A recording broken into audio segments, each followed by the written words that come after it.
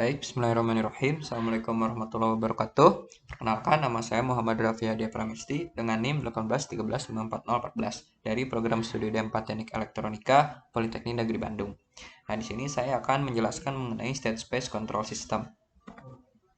Nah, outline yang akan kita bahas yang pertama yaitu ada model identifikasi plan, kemudian ada state observer, kemudian linear quadratic regulator, kemudian proses sintesis simulink ke embedded system.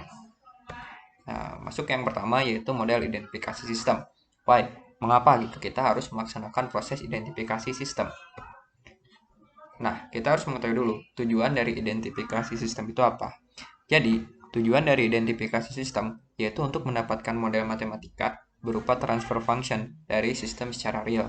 Seperti diketahui, jika ada plan secara real, nah itu kita tidak tahu gitu transfer function dari plan itu seperti apa. Nah, cara untuk mendapatkan transfer function dari plan secara real itu ya dengan menggunakan identifikasi sistem tadi. Nah, dari transfer function itu maka kita dapat mengetahui gitu sifat respon dari sistem terhadap berbagai input, dan juga kita juga bisa mengetahui persamaan state-nya. Nah, dari sifat tersebut juga kita dapat menentukan tindakan yang tepat agar sistem dapat sesuai dengan yang kita inginkan. Nah, ini merupakan hasil dari identifikasi sistem menggunakan software MATLAB. Kita menghasilkan nilai transfer function dari plan secara real. Nah, ini merupakan nilai transfer function-nya. Nah, kemudian nilai transfer function itu, dari nilai transfer function ini kita bisa mencari kesamaan state-nya. Kita bisa mencarinya menggunakan software MATLAB dengan menggunakan fungsi TF2SS. Nah, sehingga akan didapat persamaan state-nya berupa matrik A, matrik B, C, dan juga matrik D. Nah, kemudian hasil pemodelan ini, pemodelan transfer function ini akan kita cek gitu, akan kita periksa apakah hasilnya sesuai dengan plan sebenarnya ataukah bagaimana. Nah, ternyata setelah dilakukan perbandingannya, itu terdapat masalah gitu dari identifikasi sistem ini, di mana hasil keluaran dari model itu tidak sama dengan output sebenarnya, sehingga output ini itu berbeda dengan sinyal aslinya. Nah, ini menjadi permasalahan gitu karena pemodelan itu haruslah sama gitu. Sinyal output dari model itu harus sama dengan output dari plan secara sebenarnya. Nah, maka dari permasalahan hasil identifikasi tersebut, kita dapat menyimpulkan bahwa ada masalah pada pemodelannya gitu, ada masalah pada model pemodelannya. Kemudian model tersebut itu tidak bisa kita katakan mewakili plan-nya gitu, karena tadi outputnya berbeda. Nah, sehingga perlu dipastikan bahwa nilai keluaran dari model itu sama gitu dengan output realnya. Nah, bagaimana cara untuk mengatasi hal tersebut? Nah, caranya yaitu kita menggunakan state observer. Jadi, state observer itu merupakan prosedur untuk mendapatkan nilai state dengan cara membandingkan model plan dengan output plan secara langsung.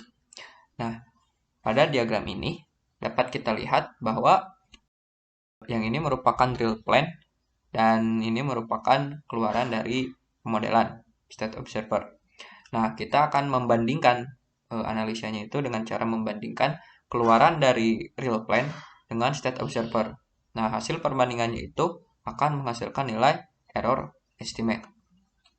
Nah, tujuan dari state observer ini yaitu yang pertama untuk mendapatkan nilai state, di mana nantinya nilai state itu akan digunakan untuk merealisasikan penggunaan algoritma kendali berbasis state space.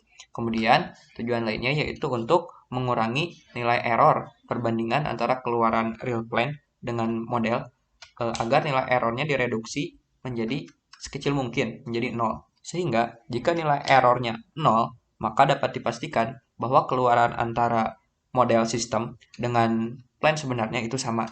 Sehingga bisa dikatakan model tersebut mewakili plan karena keluarannya itu sama. Nah, state observer ini bertujuan untuk itu, untuk mengurangi nilai errornya, sehingga model plan-nya itu dapat mewakili dari plan tersebut. Nah, untuk analisanya, Yang pertama, kita bandingkan dulu nilai keluaran dari real plan dengan state observer, yaitu X estimate dari plan asli kita kurangi dengan X estimate dari model. Nah, X estimate dari plan asli dikurangi X estimate dari model sistem. Nah, itu akan menghasilkan nilai error estimate. Nah, kemudian dengan menggunakan persamaan plan model dengan estimasi plan model, nah kita substitusikan nilai X estimate menjadi AX plus PU dan Y-nya menjadi CX. Kemudian untuk estimate plan model juga sama, kita substitusikan. Nah, sehingga hasil akhirnya yaitu sama dengan matrik transisi dikali error estimasi. Nah, sehingga ini merupakan persamaan akhirnya. Nah, ini merupakan perubahan error state didapat dengan cara matrik transisi dikali dengan error state. Nah, pada matrik transisi ini, matrik A dan matrik C, kita dapatkan melalui identifikasi sistem, mendapat sistem transfer function, dan dari transfer function itu, kita akan mendapat nilai matrik A dan matrik C pada plan kita. Nah, sedangkan matrik L, matrik L ini kita gunakan untuk mereduksi nilai errornya. Nah, seperti kita ketahui bahwa dalam kendali state space itu, eigenvalue dari matrik ini itu sama dengan akar pol pada dominan Laplace. Nah, pada akar pol tersebut, jika diinverskan ke domain waktu, maka itu akan menghasilkan sinyal eksponensial negatif. Nah, sehingga jika sinyal eksponensial negatif tersebut dikalikan dengan nilai error, maka nilai error tersebut akan didorong ke titik 0. Nah, sehingga letak pol dari matrik A dikurangi LC ini akan ditentukan dengan memilih nilai dari matrik L itu sendiri. Sehingga semakin digeser ke kiri, maka itu akan semakin mengurangi nilai errornya. Nah, maka letak pol itu harus ditentukan sekecil mungkin agar error secepat mungkin ditekan ke titik 0. Nah, sehingga jika errornya sudah mencapai titik 0, maka keluaran dari plan itu akan sama dengan pemodelannya. Nah, sehingga dapat dikatakan bahwa permasalahan yang timbul dari identifikasi sistem tersebut dapat diatasi dengan state observer.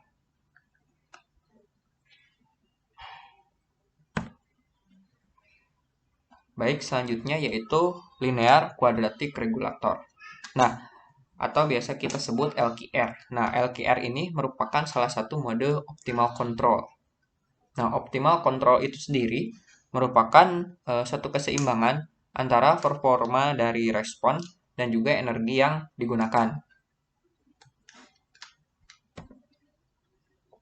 Nah, dalam metode LQR ini, kita akan mencari besarnya nilai K, sehingga sedemikian hingga tercapai kondisi optimal energi yang seefisien mungkin. Nah, bagaimana gitu untuk mengetahui nilai K itu sudah optimal atau belum?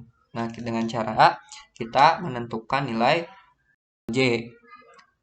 Nah, nilai K yang optimal itu didapat ketika nilai J-nya itu semakin kecil. Nah, ini merupakan persamaan untuk mendapatkan nilai J. Nilai J function. Nah, pada persamaan nilai J function itu, nah terdapat matrik Q dan juga matrik R. Nah, di mana matrik Q dan matrik R ini kita tuning. Kita tuning agar menghasilkan nilai J-nya itu sekecil mungkin. Nah, matrik Q dan matrik R itu sendiri akan digunakan untuk menghitung nilai K tadi.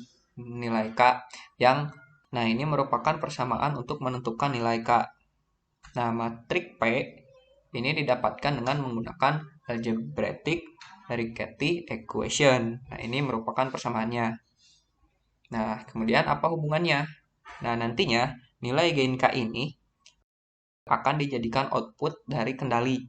Nah, di mana persamaan output kendali yang akan kita gunakan, yaitu U sama dengan min Kx. Nah, nilai K inilah yang akan kita dapatkan dari proses tadi, sehingga mentuning matrik Q dan matrik R, nah itu akan mempengaruhi nilai K. Dan nilai K yang optimum itu merupakan ketika nilai J function-nya itu sekecil mungkin, sehingga energi yang digunakan itu sekecil mungkin dalam plan tersebut. Nah, kemudian kita akan melaksanakan realisasi penerapan LQR pada Simulink MATLAB. Nah, ini merupakan Simulink yang kita rancang. Nah, ini merupakan Simulink dari hardware-nya. Selanjutnya, ini merupakan state observer. Nah, dan ini Simulink untuk mencari J function ya. Nah, kemudian kita running.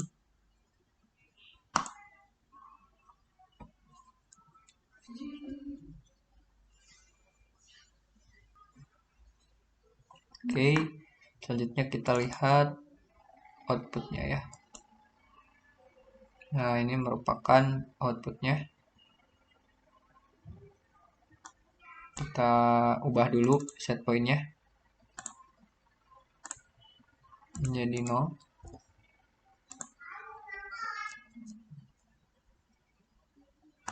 Kemudian kita coba 100. Nah, ini respon dari Simulink MATLAB. Dapat terlihat bahwa set point dan outputnya itu tidak terdapat overshoot maupun error steady state pada pencuplikan yang kedua.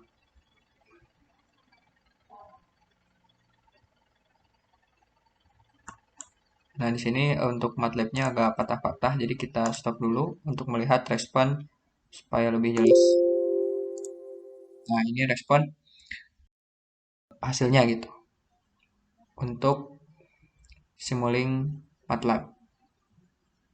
Baik, selanjutnya kita akan membahas mengenai sintesis ke embedded system. Nah, setelah tadi kita melakukan realisasi penggunaan algoritma LQR dan juga state observer pada Simulink MATLAB. Nah, sekarang kita akan mensintesis program tersebut sehingga dapat dioperasikan dalam embedded system.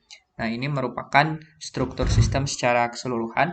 Nah, apa saja yang akan kita inputkan pada program embedded system, yaitu ada integral error, kemudian state feedback, dan juga state observer. Nah, yang pertama yaitu integral error. Nah, sintesis integral error pada embedded system itu prinsipnya sama dengan perhitungan integral error di kendali PID gitu. Nah, jadi di sini kita akan menghitung luasan di bawah kurva. Nah, bagaimana kita mendapatkan luasan di bawah kurva ini dengan menggunakan rumus trapesium, yaitu error saat ini ditambah error sebelumnya, kemudian dikali time sampling dan dibagi 2. Nah, sehingga kita mendapat luasan di bawah kurva seperti ini. Nah, yang akan kita inputkan ke dalam program Arduino yaitu ini, error in sama dengan in_1 atau in sebelumnya ditambah in update atau in yang baru. Nah, di mana error ET itu sendiri itu merupakan error terbaru atau error saat ini. Nah, sedangkan ET_1, nah ini merupakan error sebelumnya.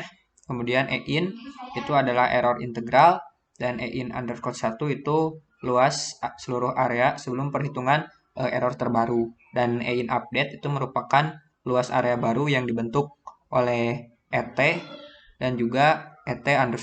Dan TS merupakan time sampling. Jadi integral ini merupakan luasan di bawah kurva yang akan kita hitung. Nah, selanjutnya state observer. Nah, sintesis state observer pada embedded system ini yaitu menggunakan metode diskritisasi langsung atau discrete time approximation. Nah, di sini merupakan persamaan dari state observer. Nah, pada state observer ini terdapat perubahan state. Jadi di sini X estimate ini yaitu merupakan perubahan state terhadap perubahan waktu. Nah, sehingga ini merupakan persamaan diferensial yaitu X estimate X kita sebut XK dan juga X estimate K min 1, yaitu keadaan estimate saat ini dikurangi keadaan sebelumnya dibagi waktu. Jadi ini merupakan persamaan diferensial. Nah, kita substitusikan persamaan diferensial ini ke persamaan X estimate tadi gitu, sehingga didapat persamaan seperti ini, dan kemudian kita jabarkan kembali perhitungannya. Nah, ini persamaan itu dijabarkan agar menjadi persamaan difference, persamaan yang bisa ditulis pada kode program. Program saat ini untuk disintesiskan, kita rubah menjadi persamaan difference, di mana persamaan difference ini merupakan persamaan yang dapat dibaca oleh program gitu, oleh embedded system. Nah, ini merupakan hasil substitusi tadi, menghasilkan persamaan yang pertama. Nah, di sini M1 X estimate 1K ini kita masukkan ke dalam program Arduino. Nah, di sini rumus-rumusnya sudah kita sederhanakan. Nah, sehingga hasilnya menjadi seperti ini. Nah, kemudian selanjutnya yaitu X estimate yang kedua. Ini menjadi seperti ini. Nah, selanjutnya substitusikan persamaan 2 tadi ke persamaan 1. Kemudian selanjutnya dihasilkan persamaan yang ketiga. Nah, sehingga didapatkan persamaan state, yaitu X estimate 1K dan X estimate 2K. Nah, ini. Nah, kemudian didapatkan juga persamaan estimate output atau Y estimate. Selanjutnya yaitu masuk ke persamaan luaran kendali. Nah, di sini persamaan luaran kendali itu kita meninjau dari diagram blok yang tadi. Nah, diagram blok ini, di mana di sini integral error, kemudian ada state feedback, dan juga ada state observer. Keluaran kendalinya yaitu ini ya, U ini. U. Nah, sehingga UT ini sama dengan EIN dikali KIN, kemudian dikurangi oleh K K estimate 1 dikurangi juga K12 dikali X2 estimate K. Nah, sehingga menghasilkan persamaan output kendali seperti ini. Nah, ini persamaan yang akan kita gunakan sebagai MV di embedded system. Nah, ini persamaan akhirnya. Ada X1K estimate, kemudian X2K estimate. Nah, ini kita dapat hasil penyederhanaan dari persamaan-persamaan ini. Persamaan 1, persamaan 2, hasil substitusi persamaan 2 ke 1, dan dihasilkan persamaan 3. Nah, ini juga. Nah, ini hasil substitusinya yaitu M1 nilainya berapa, M2 apa, M3 apa, sampai M8.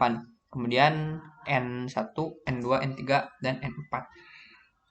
Nah, ini merupakan program dari Arduino-nya supaya lebih tergambar. Nah, di sini kita deklarasikan variabelnya. Kemudian ini setup parameter filter. Nah, ini merupakan set parameter yang akan kita atur gitu. Di sini ada Q11, Q12, Q21, Q22, dan juga ada R-nya. Nah, di sini juga ada nilai K dan nilai L. Nah, ini program secara keseluruhan.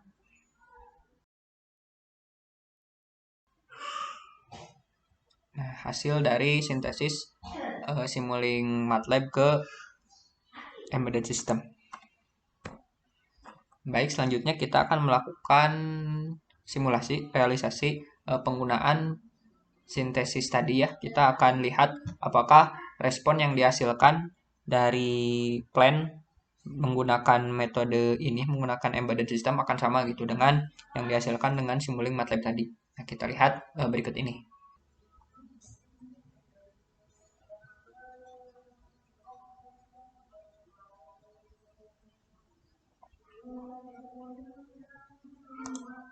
Kemudian kita lihat hasilnya.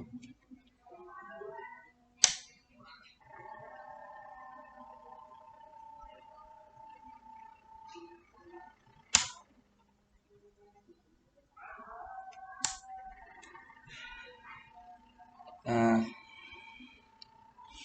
dapat terlihat untuk cuplikan yang kedua itu tidak terdapat overshoot ya.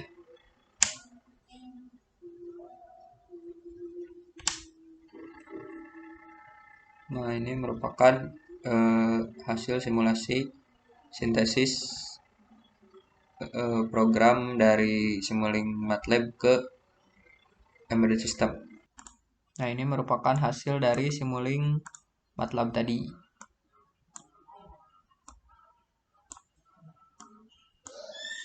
Nah, kita lihat bahwa menunjukkan grafik yang sama gitu antara realisasi state observer dan LKR pada Simulink MATLAB dan juga setelah disintesis ke embedded system itu menandakan bahwa sintesis embedded system dari Simulink MATLAB ke program yang embedded system itu berhasil dilakukan. Mungkin sekian yang dapat saya sampaikan. Mohon maaf apabila terdapat banyak kekurangan dalam segi penyampaian dan pemaparan data. Semoga video ini dapat menjadi referensi untuk rekan-rekan semua dan semoga dapat bermanfaat untuk semuanya. Terima kasih. Assalamualaikum warahmatullahi wabarakatuh.